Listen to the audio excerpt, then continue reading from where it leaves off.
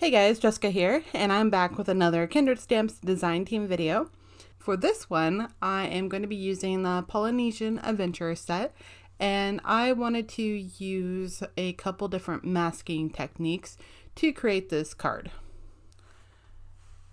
To get started, I'm going to stamp the girl and this little chicken with the travel stamp platform using Gina K Amalgam ink, and I'm stamping this on a pre-die cut rectangle of 80-pound Nina cardstock. Since I already have these images out, I'm going to use a scrap piece of the Inka Dinka Do masking paper. You could also use like a post-it note or anything that has kind of a sticky side to it. And then I'm going to fussy cut the masking stamped images out. This does take a little bit of time, but honestly, these images are super easy to cut out. And they don't really have to be perfect because they are just the mask for my stamp images, which I will use to cover these colored images. So I'm going to get started on some Copic coloring, which I accidentally cut off the cap portion, so you'll have to look at the ends of the pens, but I will have a list of the Copic colors that I use down below. And I'm just doing some very simple blending with her outfit, making it very colorful. And then I'm going to start on her skin color, and I'm going to try something a little new. I haven't done this before, but I'm using a BV04 to create a darker shadow with the darker skin color.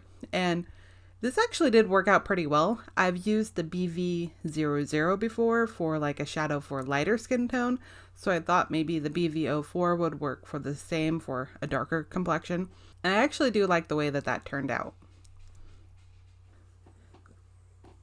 For her hair, I'm going to kind of mix in some colors here. And the E18, which is a more reddish brown color that I thought would work really well for highlights. And then I blend that out with the E35. For the Rooster, I'm going to play off the same colors that I had used for her outfit, but also mix in some more blue-green colors using the BG09, BG15, and BG13. I can start applying the mask once I'm done coloring. I just use my EK tweezers to help me out with the application of these, and they just go right over the colored portions. One thing about masking paper is when you cut it out, I always try to cut off a little bit more of that black line than is necessary. That way you don't have any overlap that goes on to the part of the paper that you're actually trying to blend ink over, and you won't get that white line. I didn't position these completely 100%, so I did have a little bit of a white line in some areas, but after I do all the masking and ink blending, I will show you how I kind of fix that to where you don't see it as much. Just kind of a cool little tip. So I'm going to use some of this Thermoweb purple tape that I have heard so much about, and this is my first time using it. I have to say that I really do like it. It does work better than washi tape. It's like washi tape, but not quite. I'm going to do some Distress Oxide blending. So I have some antique linen that I just laid down, and I used my purple tape as a mask to create that section.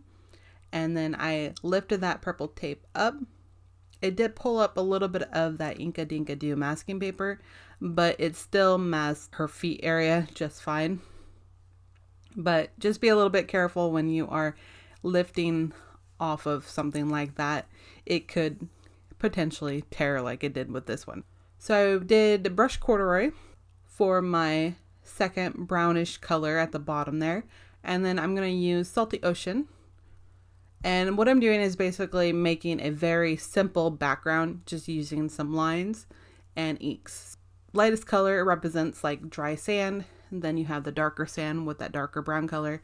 Then you have Salty Ocean as the ocean. Then I use Tumbled Glass for the sky, which is just a really light blue. I think you can tell what it is just by looking at it, that it is like an ocean scene.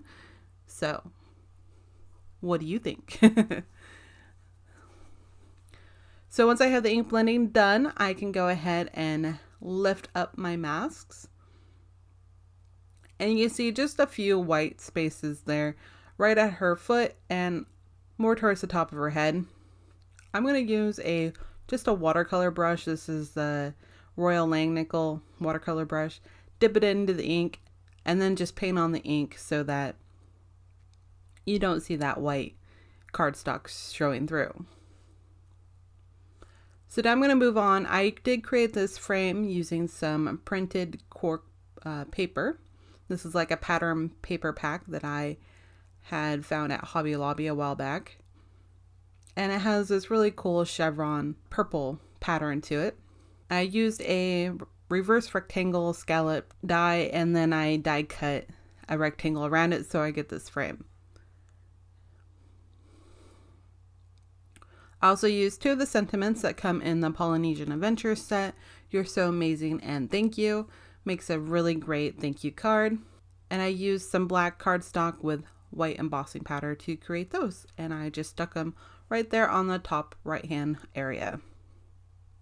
And that's it from me, guys. This was a pretty simple card, but it was fun to experiment with some more ink blending, doing the simple masking of the characters and the background, ink blending with Distress Oxides. Subscribe if you haven't already. Give this video a thumbs up if you enjoyed it. I appreciate you, and I will see you in the next one. Meh, meh.